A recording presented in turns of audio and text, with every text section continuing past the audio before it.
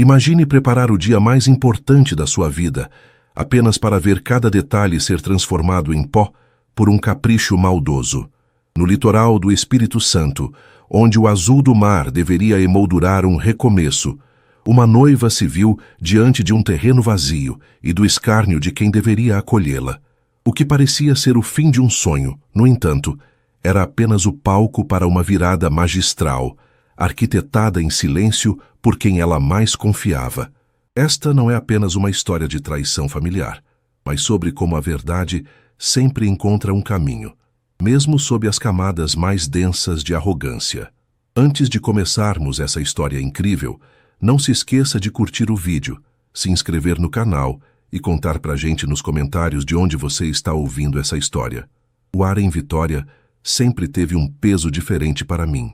Não era apenas a umidade característica do litoral, capixaba que grudava na pele, mas a sensação constante de que eu precisava provar o meu valor a cada respiração.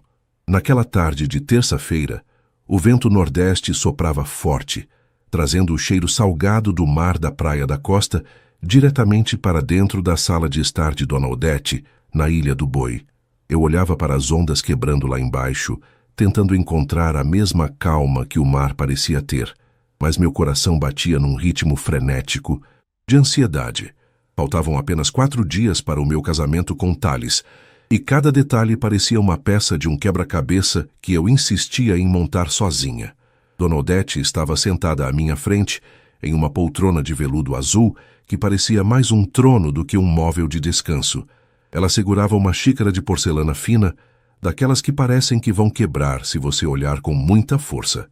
O café que ela servia era sempre impecável, mas para mim, sempre tinha um retrogosto amargo que nenhuma quantidade de açúcar conseguia mascarar. Ela me observava com aqueles olhos frios, da cor do asfalto molhado, enquanto eu repassava pela 10ª vez a lista de confirmações do cerimonial. "Você tem certeza de que esse buffet vai dar conta, Mirella?" perguntou ela, com uma voz aveludada que escondia espinhos. "Os Sabores da Ilha é um lugar popular. Thales está acostumado com um padrão que talvez sua família não compreenda. Não quero que nossos convidados saiam de lá comentando sobre a simplicidade excessiva de tudo." Respirei fundo, sentindo o nó na garganta apertar. Eu vinha de uma família humilde de Cariacica. Meus pais, seu Valdir e Dona Clarice, tinham economizado cada centavo para ajudar com o vestido, enquanto eu e Thales trabalhamos dobrado em nossos empregos na área de logística do porto, para pagar o restante. Para Odete, porém, o fato de eu não ter um sobrenome de tradição cafeeira ou industrial me tornava uma intrusa. "O cardápio está excelente, Odete. Thales e eu escolhemos pessoalmente. Teremos moqueca capixaba legítima, feita nas panelas de barro de goiabeiras, como ele sempre quis." Respondi, tentando manter a voz firme, embora minhas mãos tremessem levemente sob a mesa de vidro. Ela soltou um risinho curto, desdenhoso. Colocou a xícara no pires com um estalido seco que ecoou pela sala silenciosa. "Moqueca em um casamento à noite? Tão rústico. Mas suponho que não se possa pedir sofisticação de onde não há base." Ela se inclinou para a frente, e o perfume caro e sufocante de lírios que ela usava invadiu meu espaço pessoal. "Vou ser sincera com você, já que meu filho parece estar cego por essa paixão momentânea. Você é uma mercadoria. É estragada essa Mirella. Veio de um lugar que não nos pertence. Traz consigo costumes que não se encaixam na nossa mesa. Thales está cometendo o maior erro da vida dele, e você sabe disso." As palavras me atingiram como um tapa físico. Mercadoria estragada. O termo ecoou na minha mente, misturando-se ao som do relógio de carrilhão na parede. Senti minhas bochechas arderem de humilhação. Eu queria gritar. Queria dizer que Thales me amava. Justamente por eu ser real, por não viver de aparências, mas o choque me emudeceu. Saí daquela casa sentindo o chão fugir sob meus pés, dirigindo meu carro popular em direção à 3ª ponte, as lágrimas nublando minha visão, enquanto as luzes de Vila Velha começavam a piscar no horizonte. Na quarta-feira pela manhã, o pesadelo começou a tomar uma forma tangível. Eu estava no meu escritório improvisado em casa, cercada por amostras de tecido e planilhas, quando recebi a primeira ligação, Era o Sr. Alcir, o dono do buffet. Dona Mirella, estou ligando para confirmar o estorno. O valor já caiu na conta indicada na segunda-feira, conforme solicitado no pedido de cancelamento, disse ele, com um tom profissional que me gelou a espinha. Cancelamento? Do que o senhor está falando, Alcir? Eu não cancelei nada. O casamento é no sábado. Minha voz subiu 2 oitavos. E atraindo o olhar preocupado da minha gata, a única companhia no apartamento naquele momento. Mas recebemos um e-mail da sua assessoria, com uma cópia da sua identidade e uma assinatura digital. Além disso, uma senhora ligou confirmando, dizendo ser sua porta-voz financeira. O local, o cerimonial das flores, tudo foi cancelado em bloco. Achei estranho. Mas como o pagamento da multa foi feito integralmente por fora, não. Questionamos. Meu mundo desmoronou ali mesmo, entre o som dos carros na avenida e o zumbido do ar-condicionado. Liguei para a floricultura. Cancelado. Liguei para o local. Um espaço lindo de frente para o canal de Camburi, disponibilizado para outra festa de última hora. Odete não tinha apenas sugerido que eu era inadequada.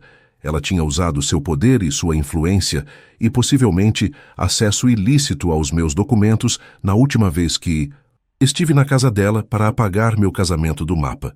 Tentei ligar para Thales, mas ele estava em uma reunião de diretoria no Porto e não atendia. O pânico me consumia. Eu via meses de planejamento, o dinheiro suado dos meus pais e meus sonhos sendo jogados no lixo por uma mulher que me considerava estragada.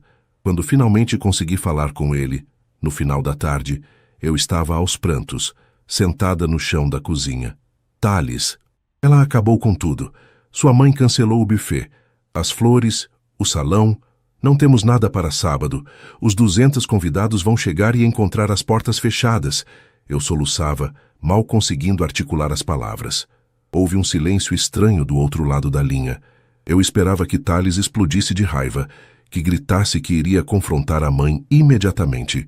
Mas a voz dele veio calma, quase gélida, mas não comigo. Mirella, escute. Bem o que eu vou te dizer agora. Respire. Eu já sei. Você já sabe? Como assim você já sabe?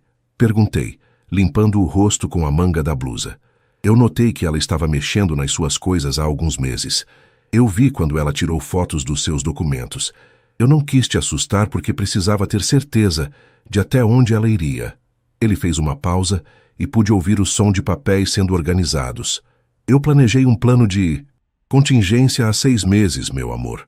Não conte para ninguém, nem para sua mãe, nem para suas amigas. Deixe que ela pense que venceu. Deixe que ela acredite que no sábado haverá um terreno vazio. Thales, do que você está falando? Os convidados receberam o endereço da Praia da Costa. Confie em mim. O que vai acontecer no sábado vai deixar minha mãe sem palavras para o resto da vida dela. Continue fingindo que está arrasada. Se ela te ligar, chore. Se ela for te visitar, não limpe as lágrimas. Deixe o orgulho dela crescer até que ela se sinta invencível. Desliguei o telefone com o coração batendo na garganta. O plano dele parecia loucura. Como poderíamos realizar um casamento se tudo estava cancelado? No entanto, havia uma segurança na voz de Thales que eu nunca tinha ouvido antes. Ele não era apenas o homem gentil por quem eu me apaixonei. Ele era o filho de Odete, e ele conhecia cada engrenagem daquela mente doentia. Os dias seguintes foram um exercício de atuação digno de cinema. Odete me ligou na quinta-feira, fingindo surpresa e solidariedade, ao saber que os fornecedores tinham falhado. Eu chorei no telefone, exatamente como Thales pediu. Eu disse que não sabia o que fazer, que estava desolada. Ouvi a satisfação contida na voz dela, o triunfo de quem achava que tinha acabado de limpar uma mancha no currículo da família. Que tragédia, querida. Mas talvez seja um sinal, não acha? Um sinal de que as coisas não foram feitas para ser. Ela disse, com uma falsa doçura que me dava náuseas. O sábado amanheceu com um céu azul impecável, típico do Espírito Santo. O sol brilhava sobre as águas do mar, e o calor já se fazia sentir cedo. Eu estava no hotel, me arrumando com minha mãe, que também estava em prantos, achando que iríamos para um desastre. Eu queria contar a verdade para ela, mas a promessa feita a Thales me mantinha calada. Meu vestido de noiva, que eu mesma tinha buscado na costureira às pressas antes que Odete pudesse tocá-lo, estava pendurado no cabide, uma armadura de seda e renda. Às 18h, o horário marcado para o início, o endereço oficial do convite, o luxuoso salão que Odete havia cancelado, estava, de fato, vazio e com as luzes apagadas. Eu imaginava os convidados chegando, o burburinho de confusão, e minha sogra lá, pronta para me acolher, os amigos da alta sociedade, com uma narrativa de que a noiva era instável e o casamento tinha ruído. Mas o que ela não sabia era que, a poucos quilômetros dali, em um local que ela desprezava, a verdadeira história estava prestes a ser escrita. O relógio de pulso que ganhei de formatura marcava 18h15. Eu estava dentro de um SUV preto com película escura, estacionado a 2 quadras do luxuoso salão de festas na Praia da Costa, o local que, tecnicamente, não existia mais para nós. Pelo vidro, eu observava o movimento. Era uma cena surreal. Carros de luxo encostavam, homens de terno impecável e mulheres com vestidos de seda que valiam meses do meu salário desciam, apenas para dar de cara com as portas de vidro fechadas e um aviso de fechado para manutenção colado discretamente no portal de mármore. Eu conseguia ver Odete. Ela estava lá, radiante em um vestido bordô que parecia brilhar sob os postes de luz da orla.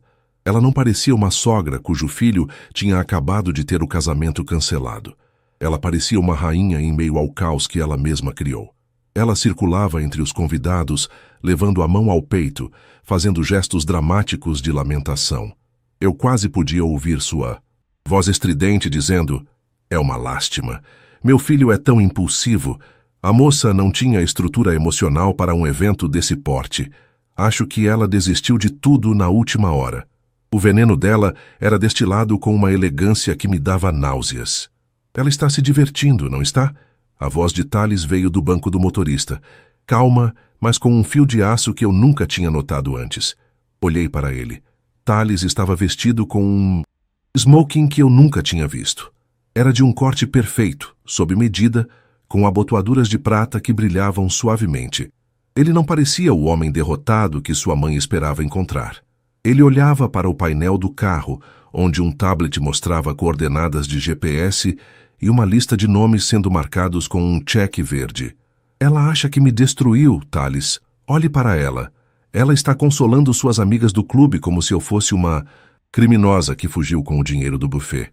Sussurrei, sentindo uma mistura de ódio e uma estranha satisfação por saber o que estava por vir. "Deixe que ela brilhe agora, Mirella. O palco é dela por mais 10 minutos. Mas o roteiro é meu." Thales pegou o celular e enviou uma mensagem curta. Agora, de repente, a confusão na porta do salão vazio foi interrompida. 3 micro-ônibus de alto padrão, pretos e com motoristas uniformizados, dobraram a esquina da guarita e pararam em fila indiana diante dos convidados. Simultaneamente, o celular de cada um dos 200 convidados apitou. Um convite digital interativo, enviado por uma lista de transmissão que Thales vinha alimentando em segredo há meses, saltou nas telas. O texto era curto. "Onde o amor é real, as paredes são o horizonte. Por favor, acompanhem o transporte oficial para o verdadeiro local da celebração. A festa apenas começou." Vi Odete travar. Ela pegou o celular da bolsa cravejada de cristais e seus olhos se arregalaram. A confusão nos rostos dos convidados transformou-se em curiosidade e animação. O burburinho aumentou, enquanto os motoristas desciam e começavam a organizar o embarque. Eles explicavam, com polidez capixaba, que o local anterior era apenas um ponto de encontro logístico. "Onde estamos indo?" "Thales?" perguntei, sentindo meu estômago dar voltas. "Para onde o mar é mais honesto, meu amor." "Manguinhos." O comboio seguiu para o norte, enquanto cruzávamos a ponte de Camburi e deixávamos os prédios altos de Vitória para trás. O céu ganhava tons de laranja e violeta profundos. Entramos na estrada em direção à vila de pescadores de Manguinhos, um lugar que Odete sempre chamou de antro de hippies e gente sem classe.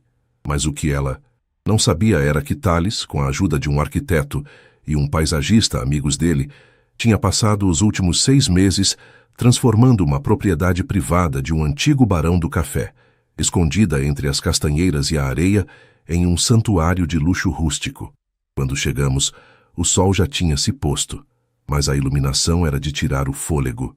Milhares de luzes de fada pendiam das árvores centenárias, criando um teto de estrelas artificiais que se misturava com o céu real. O chão era de areia batida, coberto por tapetes persas antigos. O som que recebia os convidados não era uma playlist genérica, mas um grupo de congo tradicional da serra, tocando uma batida suave e hipnótica que vibrava no peito.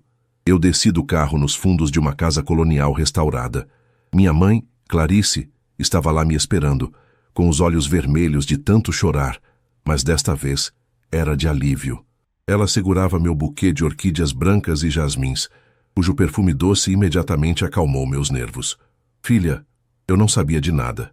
Thales me buscou em casa e disse para eu não dizer uma palavra para ninguém da família. Ele disse que você precisava dessa proteção. Minha mãe sussurrou, ajeitando o véu no meu cabelo com as mãos calejadas pelo trabalho na confecção de roupas. Ele cuidou de tudo, mãe. Ele realmente cuidou de tudo. Enquanto eu me preparava para a entrada, pude ver pela fresta da janela lateral a chegada dos convidados ao local da cerimônia. Eles estavam em choque. O buffet que Odete achou que tinha cancelado, os sabores da ilha, estava lá, mas em uma versão que ninguém conhecia. Alcirne, o dono, estava impecável, coordenando garçons que serviam mini-moquecas em pequenas panelas de barro feitas por artesãs locais, acompanhadas de espumante. Gelado, Thales tinha pago o triplo para que eles mantivessem o segredo e preparassem uma estrutura móvel de alta gastronomia. E então, vi Odete descer do último ônibus. O rosto dela estava de uma palidez cinzenta, contrastando violentamente com o vestido bordô. Ela olhava em volta, tentando encontrar uma falha, um erro, algo que justificasse sua arrogância. Mas o que ela via era perfeição. Ela via a alta sociedade de Vitória encantada com os exotismos chique de um local que ela desprezava. Ela via o filho dela, Thales, parado no altar de madeira de demolição, sob uma arcada de flores naturais que cheiravam à primavera eterna. A música do Congo parou e um quarteto de cordas começou a tocar uma versão instrumental de uma música brasileira que Thales e eu amávamos. Era o sinal. Meu pai, seu Valdir, que parecia um lorde em seu terno simples, porém bem ajustado, pegou meu abraço. Seus dedos apertaram os meus com força, uma promessa silenciosa de que ninguém mais me machucaria. Caminhamos em direção à luz. Quando as portas da varanda se abriram e eu apareci, houve um suspiro coletivo. Eu não era a noiva arrasada que as fofocas de Odete previram. Eu era uma visão de força. O vento de manguinhos brincava com o meu véu, e o som das ondas quebrando a poucos metros dali era a trilha sonora mais perfeita que eu poderia desejar. Meus olhos encontraram os de Odete enquanto eu passava pelo corredor. Ela estava na primeira fila, é claro. Eu não desviei o olhar. Dei um sorriso leve, quase imperceptível, mas que dizia tudo. Eu sei o que você fez, e veja onde estou. Ela apertou a bolsa com tanta força que os nós dos dedos ficaram brancos. Ela estava em silêncio, uma estátua de sal cercada pela felicidade que tentou matar. Ao chegar ao altar, Thales pegou minha mão. Suas palmas estavam quentes e seguras. O juiz de paz começou a falar, mas meu coração só conseguia ouvir a promessa que Thales sussurrou no meu ouvido antes de começarmos os votos oficiais. Isso é só o começo, Mirella. O verdadeiro presente para minha mãe ainda não foi aberto. Eu não entendia o que ele queria dizer. O casamento estava acontecendo. A vingança parecia completa com a humilhação pública da sabotagem, dela ter falhado de forma tão grandiosa. Mas olhando para o brilho calculista nos olhos de Thales, percebi que a festa e o local eram apenas a fachada de uma revelação muito mais profunda. O sim ecoou contra o som das ondas de manguinhos como uma nota de liberdade. Quando Thales me beijou, não foi apenas o selo de um compromisso, mas o início de uma nova era onde a influência de Odete não tinha mais oxigênio para queimar. Caminhamos de Volta pelo corredor de tapetes persas, sob uma chuva de pétalas de jasmim que exalavam um perfume doce e entorpecente, misturando-se ao cheiro de maresia e lenha, queimando discretamente em tocheiros de ferro ao redor da festa. Eu conseguia sentir os olhares sobre nós. Eram olhares de admiração genuína, de surpresa e, no caso dos amigos de longa data da família de Tales, de uma curiosidade voraz. Eles queriam saber como tínhamos escondido um evento daquela magnitude por tanto tempo. A recepção estava montada em uma clareira entre as castanheiras, onde mesas de madeira maciça exibiam arranjos baixos de suculentas e orquídeas raras. Não havia a frieza do mármore da praia da costa, havia o calor da terra e a sofisticação da simplicidade. Alcir, o dono do buffet, circulava com uma agilidade impressionante, garantindo que as cumbucas de barro com moqueca de lagosta chegassem. Fumegantes às mesas, acompanhadas de um arroz de coco que parecia derreter na boca. Cada detalhe era um tapa sem mão na face da aristocracia capixaba que Odete tanto prezava. Fomos para a mesa principal, e logo os convidados começaram a se aproximar para os cumprimentos. Dr. Homero, um dos advogados mais influentes do estado e amigo de infância do pai falecido de Tales, abraçou meu marido com força, rindo alto enquanto segurava uma taça de espumante gelado. "Rapaz, você me pegou de surpresa!" exclamou Homero, os olhos brilhando de alegria. "Eu confesso que fiquei confuso quando vi aquele ônibus na porta do salão antigo, mas isso aqui é o Espírito Santo de verdade. É autêntico, é elegante. Odete deve estar explodindo de orgulho por você ter herdado o bom gosto do seu pai e não a cafonice das aparências." Vi Odete, que estava a poucos metros, fechar a expressão por um segundo antes de forçar um sorriso plástico. Ela se aproximou de nós, deslizando pelo chão de areia batida como se estivesse flutuando, embora eu soubesse que seus pés deviam estar queimando de ódio. Ela parou ao meu lado e, por um instante, o perfume de lírios sufocantes dela tentou sobrepujar o aroma fresco do mar. "Foi um golpe de mestre, Tales", disse ela, a voz baixa, quase um sussurro para que apenas nós ouvíssemos. "Gastar tanto dinheiro em um plano reserva apenas para me provar um ponto? Você sempre foi dramático, mas espero que saiba que esse estilo rústico não apaga as origens da sua esposa. A lama de Cariacica não sai com água salgada, meu filho." Tales nem sequer piscou. Ele serviu um pouco mais de vinho para mim e olhou diretamente nos olhos da mãe com uma serenidade que me dava arrepios de admiração. "Não foi para provar um ponto, mamãe. Foi para garantir que o meu casamento não fosse contaminado por quem não sabe o que é lealdade." Ele deu um gole no vinho. "E quanto ao dinheiro, não se preocupe. Cada centavo investido aqui veio de um fundo que eu criei no dia em que percebi que você nunca aceitaria a Mirella. É o meu investimento na nossa paz."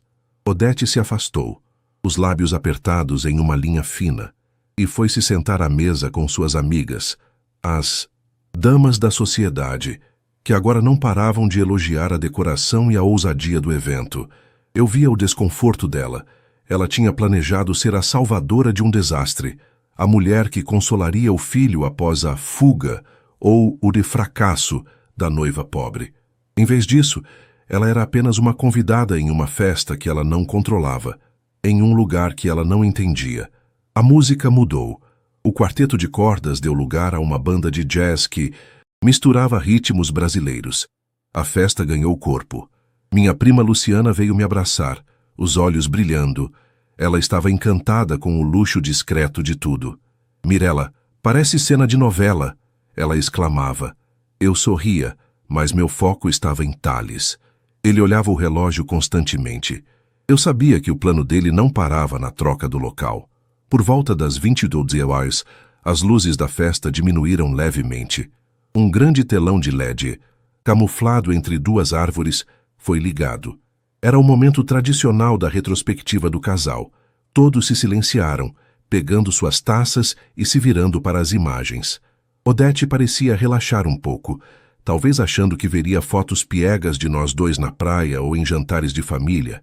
O vídeo começou com imagens nossas, de fato, mas após 3 minutos de momentos românticos, a música suave de piano foi cortada por um ruído estático. A tela ficou preta por 2 segundos e, em seguida, uma gravação de áudio começou a tocar, acompanhada por capturas de tela de e-mails e documentos digitais. A voz que ecoou pelos alto-falantes de alta fidelidade era inconfundível. Era a voz de Odete. Alcir, eu não me importo com a multa. Cancele o buffet, Sabores da Ilha, para o dia 15. Aqui está a autorização assinada pela Mirella. Eu consegui o acesso que precisava. Ela é uma mercadoria estragada. Meu filho merece algo melhor do que esse lixo de festa em um salão de 2ª categoria. Se ela ligar, diga que houve um erro no sistema e que o dinheiro foi devolvido. O silêncio que se seguiu em Manguinhos foi absoluto. Até o som das ondas parecia ter parado de quebrar. No telão, surgiram as provas técnicas. O endereço de IP da casa de Odete, os horários em que ela acessou ilegalmente minhas contas e as transferências bancárias que ela fez para pagar as multas de cancelamento de todos os fornecedores, flores, música, local. Olhei para a mesa de Odete. Ela estava petrificada. Suas amigas, as mesmas que ela tentava impressionar, agora a olhavam com uma mistura de horror e repulsa. Dr. Homero, o advogado, balançava a cabeça negativamente, visivelmente chocado com a baixeza da amiga de longa data. Thales caminhou até o centro do espaço, sob a luz de um refletor. Ele segurava um microfone e uma taça de cristal. Sua expressão não era de triunfo odioso, mas de uma tristeza profunda, a tristeza de um filho que finalmente corta o cordão umbilical com uma faca de vidro. Muitos de vocês se perguntaram por que mudamos o local do casamento de última hora. Começou Thales, sua voz ressoando com uma clareza cortante. O que vocês acabaram de ver e ouvir explica o motivo. Minha mãe tentou sabotar a felicidade da mulher que eu escolhi para passar a minha vida. Ela tentou usar o seu poder para nos humilhar, para nos deixar sem teto e sem festa diante de todos vocês. Eu me juntei a ele no centro do gramado. Ele pegou minha mão e eu senti a força que emanava dele. Eu não era mais a noiva de Cariacica, acuada. Eu era a esposa de um homem que sabia exatamente quem era e o que defendia. Mas o que minha mãe esqueceu, continuou Thales, olhando diretamente para Odete, que agora começava a tremer, é que caráter não se compra com sobrenome ou conta bancária, e que a verdade, assim como o mar aqui na nossa frente, sempre devolve o que tentamos esconder nas suas profundezas. Este brinde não é apenas ao nosso amor, Mirella, é a transparência. Odete se levantou bruscamente. Sua cadeira tombou para trás na areia. Ela tentou dizer algo, sua boca abrindo e fechando como a de um peixe fora de água, mas nenhuma palavra saiu. A humilhação era total. Diante de toda a elite que ela tanto idolatrava, ela tinha sido exposta como uma sabotadora mesquinha e criminosa. Ela caminhou em direção à saída, tropeçando nos tapetes que antes achara de mau gosto. Ninguém se levantou para ajudá-la. Ninguém chamou seu nome. Ela estava sozinha no meio da festa que tentou destruir, cercada pelo sucesso retumbante do seu próprio fracasso. Eu olhei para Thales, e por um momento o mundo sumiu. Mas, conforme Odete desaparecia na escuridão em direção aos ônibus, eu percebi que a vingança de Thales tinha camadas que eu ainda não conhecia. Ele não tinha apenas exposto o crime dela. Ele tinha algo guardado para o dia seguinte. Algo que envolvia o patrimônio da família e o futuro daquela mulher que nos chamou de mercadoria. O sol de domingo nasceu preguiçoso sobre as águas de Manguinhos, tingindo o mar com pinceladas de ouro e âmbar. Eu acordei com o som rítmico das ondas e o frescor da brisa entrando pela janela da suíte colonial, onde passamos nossa primeira noite como casados. Por um breve segundo, a paz foi absoluta, até que as lembranças da noite anterior inundaram minha mente como uma maré cheia. O rosto de Odete, a gravação ecoando pelos alto-falantes, o silêncio mortal dos convidados. Tudo parecia um filme de suspense que eu tinha acabado de protagonizar. Virei-me na cama e encontrei Thales sentado na poltrona de palha indiana junto à varanda. Ele já estava vestido, com uma calça de linho claro e uma camisa branca. segurando um tablet e uma xícara de café fumegante, cujo aroma de grãos selecionados do Caparaó preenchia o quarto. Ele não parecia o homem exausto que eu esperava. Seus olhos tinham o brilho de quem finalmente havia terminado uma longa e árdua jornada de desminagem. "Bom dia, minha esposa", disse ele, com um sorriso que carregava uma doçura nova, livre do peso da vigilância constante que ele mantinha sobre a mãe. "Dormiu bem?" Como se eu tivesse tirado um piano das costas, Thales, mas aquela gravação, eu ainda não consigo acreditar que você guardou isso até o momento final. Levantei-me e fui até ele, sentindo a textura rústica do chão de madeira sob meus pés descalços. "Você disse que o presente para sua mãe ainda não tinha sido aberto. O que mais pode ser pior do que a humilhação pública que ela sofreu ontem?" Thales deixou o tablet sobre a mesa e pegou minhas mãos. O calor de sua pele era meu porto seguro.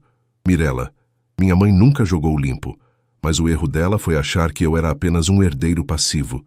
Nos últimos 6 meses, enquanto eu fingia não notar as idas dela ao seu apartamento e as mexidas na sua bolsa, eu também comecei uma auditoria silenciosa na Logística Horizonte, a empresa que meu pai deixou. Senti um frio na espinha. A empresa era o orgulho de Odete, a fonte de sua relevância nos círculos sociais mais altos da Enseada do Suá e da Ilha do Boi. "O que você encontrou?" perguntei, quase num sussurro. Ela usou fundos de reserva da empresa para pagar os bônus de cancelamento de última hora para os nossos fornecedores originais. Ela achou que, como diretora administrativa, ninguém questionaria uma movimentação de R$100 mil diluída em notas fiscais de consultoria externa. Mas eu sou o diretor de operações, Mirella. Eu rastreei cada centavo. Ontem à noite, enquanto a festa acontecia, o Conselho Administrativo recebeu um dossiê completo. Não apenas com a tentativa de sabotagem do nosso casamento, mas com provas de má gestão e uso de ativos da empresa para fins pessoais ilícitos. O impacto daquelas palavras me deixou sem fôlego. Thales não tinha apenas protegido o nosso dia, ele tinha cortado as garras financeiras de Odete. Sem o controle da empresa, ela perderia a mansão, o motorista e, principalmente, o poder de ditar as regras na vida de qualquer pessoa. 3 horas depois, estávamos cruzando a terceira ponte em direção à Vitória. O cenário era o mesmo de sempre. O convento da Penha imponente no alto do morro, o mar azul cercado por pedras. Mas eu me sentia uma pessoa diferente. Não era mais a menina de Cariacica que se sentia inferior por não saber qual garfo usar em um jantar de gala. Eu era a mulher que tinha enfrentado a serpente e saído ilesa. Fomos direto para a mansão na Ilha do Boi. O silêncio na casa era sepulcral. O perfume de lírios, que antes me sufocava, agora parecia apenas o cheiro de algo que estava morrendo. Encontramos Odete na biblioteca, cercada por caixas de papelão. Ela não usava o vestido bordô cravejado de cristais, mas um roupão de seda escura que a deixava com um aspecto fantasmagórico sob a luz fria do meio-dia. Ela não gritou. Não houve o escândalo teatral que eu esperava. Ela apenas nos olhou com um desdém que agora parecia patético, como uma rainha de um país que já não existia no mapa. "Vocês acham que venceram?" A voz dela estava rouca, desprovida de sua habitual arrogância aveludada. "Vocês transformaram o nome desta família em piada nos grupos de WhatsApp de toda a cidade. Dr. Homero me ligou hoje cedo, dizendo que não pode mais me representar. Minhas amigas, aquelas hienas, já estão espalhando que eu perdi o juízo. Você não perdeu o juízo. A mamãe, você perdeu a humanidade." Thales disse, mantendo uma distância segura, como se temesse que a amargura dela fosse contagiosa. "Você tentou destruir a Mirella, chamando-a de mercadoria estragada. Mas a única coisa estragada aqui é a sua ética. O conselho decidiu. Você tem 48 horas para renunciar ao cargo e deixar esta casa, que pertence à holding da empresa. Vou garantir que você tenha um apartamento confortável em Jardim Camburi e uma pensão digna, mas você nunca mais colocará os pés na Horizonte. E nunca mais chegará a menos de 100 metros da minha esposa. Eu dei um passo à frente. Eu precisava dizer aquilo. Olhei para aquela mulher que um dia me fez chorar de soluçar escondida no banheiro. Sabe, Odete, Eu vim de um lugar onde a gente aprende o valor das coisas pelo esforço que faz para conquistá-las. Meus pais, seu Valdir e Dona Clarice, não têm um sobrenome famoso, mas têm uma honra que seu dinheiro nunca conseguiu comprar. Você me chamou de mercadoria, mas esqueceu que mercadorias são objetos. Eu sou uma pessoa. E pessoas que amam são muito mais difíceis de quebrar do que porcelanas finas. Odete desviou o olhar para a janela, observando os iates no clube náutico lá embaixo. Ela parecia subitamente muito velha, uma relíquia de um passado de aparências que estava sendo demolido pelo peso da própria maldade. Saímos daquela casa sem olhar para trás. Os meses que se seguiram foram de uma reconstrução doce. Thales e eu nos mudamos para um apartamento amplo na praia de Itaparica, em Vila Velha. Da nossa varanda, podíamos ver o mar aberto, sem as ilhas que cercavam a Ilha do Boi, simbolizando a nossa nova liberdade. Ele assumiu a presidência da empresa com uma visão ética e moderna, enquanto eu continuei meu trabalho na logística do porto, agora respeitada não por ser a esposa de Mu, mas pela competência que sempre tive e que Odete tentou apagar. Meus pais tornaram-se presença constante em nossa casa.